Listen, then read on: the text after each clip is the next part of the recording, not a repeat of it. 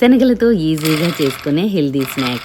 క్రిస్పీగా చాలా టేస్టీగా ఉంటుంది. వీడియో చూసిన తర్వాత మీరు కూడా తప్పకుండా ట్రై చేస్తారు.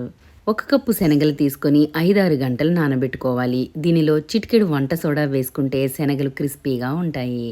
ఇలా చక్కగా నానిన శనగలను 2 సార్లు కడిగి 1 కప్పు నీళ్లు, 1/2 టీ స్పూన్ సాల్ట్ వేసుకొని 70% ఉడికించుకోవాలి.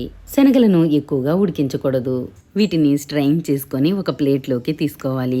దీనిలో 1 టీ స్పూన్ కారం, 1 టీ స్పూన్ ధనియాల పొడి, 1 టీ స్పూన్ గరం మసాలా, టేస్ట్కి తగినంత సాల్ట్, 1 టీ స్పూన్ అల్లం వెల్లుల్లి పేస్ట్, 4 టేబుల్ స్పూన్స్ శనగపిండి, 3 టేబుల్ స్పూన్స్ వరిపిండి వేసుకొని అంతా కలిసేలా కలుపుకొని 2 టేబుల్ స్పూన్ల నీటిని వేసుకొని పిండి ఇలా పొడి పొడిగా ఉండేలా కలుపుకోవాలి.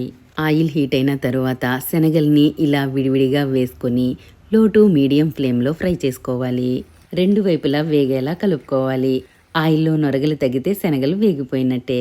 తక్కువ ఆయిల్తో చేసుకునే ఈ హెల్దీ స్నాక్ మీకు నచ్చితే తప్పకుండా లైక్ చేయండి.